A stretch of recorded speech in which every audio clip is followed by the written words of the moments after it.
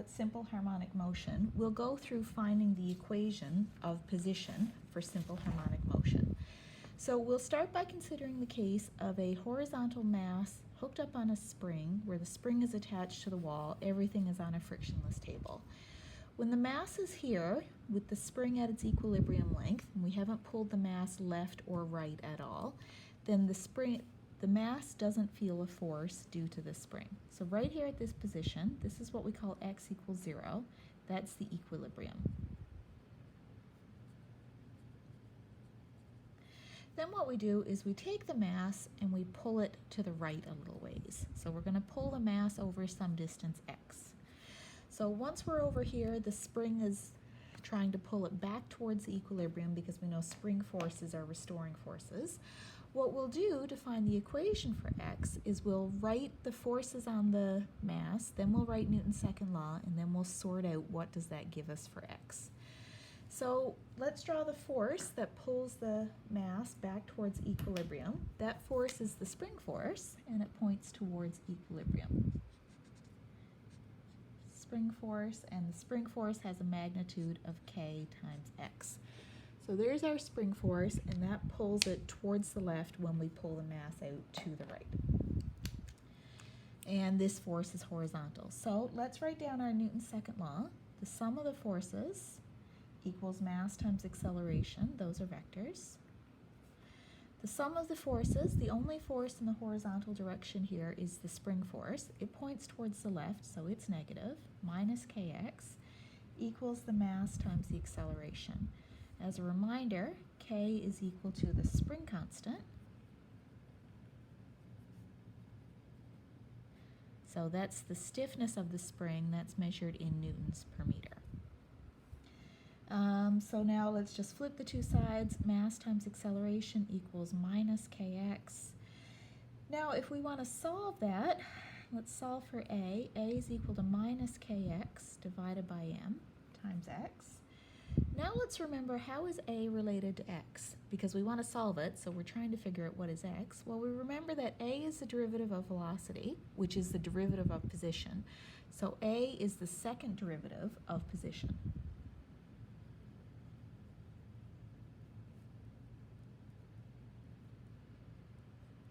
So here's our equation. It's a differential equation. We see that the second derivative of x is related to x.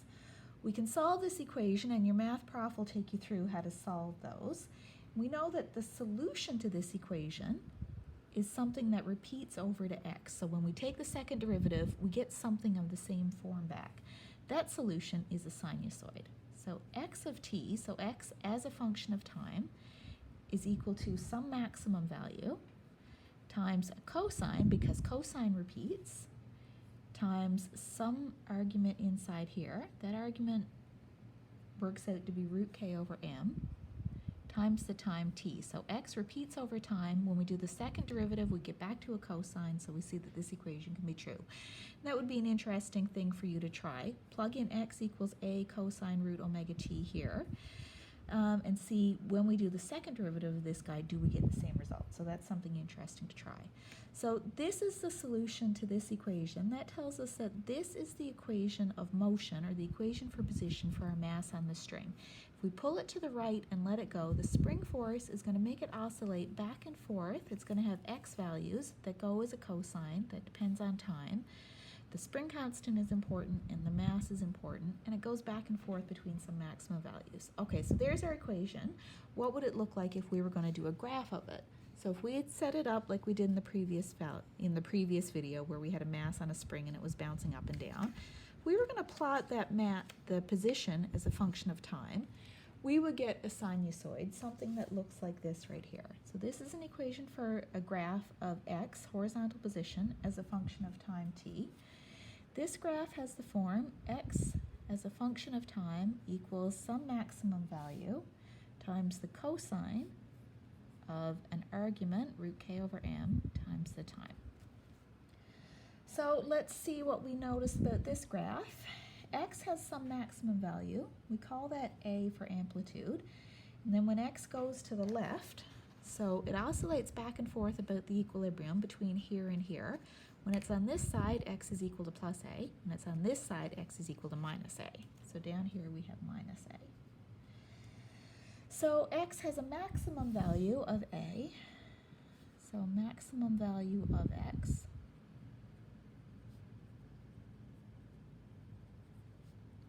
That's called the amplitude.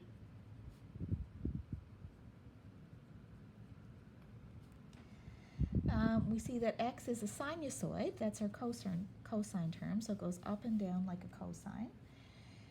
What else do we notice? X repeats over time. Here it's at the amplitude. A little bit later, it's also at the amplitude. A little bit later, it's at the amplitude again, so it repeats over time.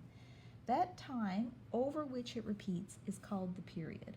So the time to go from amplitude to amplitude, from here to here, is called the period t.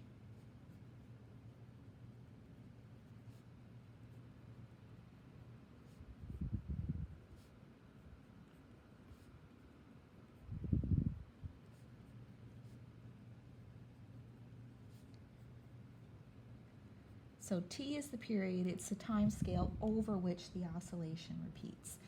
So if we had a graph like this that repeated over some time scale t, the way we would write down that equation is we would say x of t equals a times cosine 2 pi over the period times the time.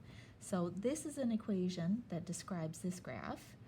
This is an equation that describes this graph, so these two things have to be the same. Let's write down those two equations together and see what that shows us. So x of t equals a cosine root k over m times t. X of t equals a cosine 2 pi over t, capital T, times little t. These describe the same oscillation.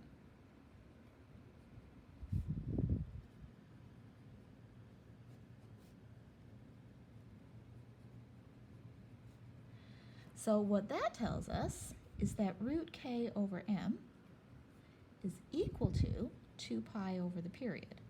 So that gives us a relationship for the time it takes for this to repeat to the spring constant and the mass. And now if we think back to our chapter on circular motion, we remember that 2 pi over t was something that we called the angular velocity or the angular frequency.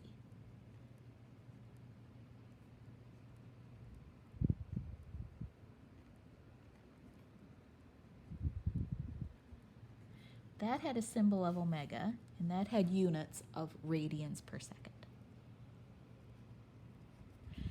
So normally we write our equation. Our page is a little bit full. Let's go to a fresh sheet of paper. Normally we write our equation for position that in simple harmonic motion,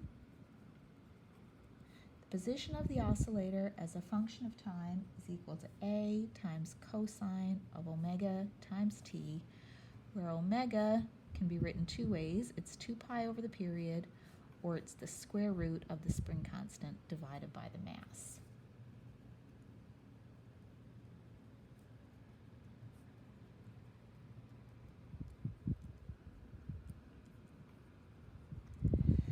So there's our equation for motion. We're also going to ask what's the equation for velocity and what's the equation for acceleration.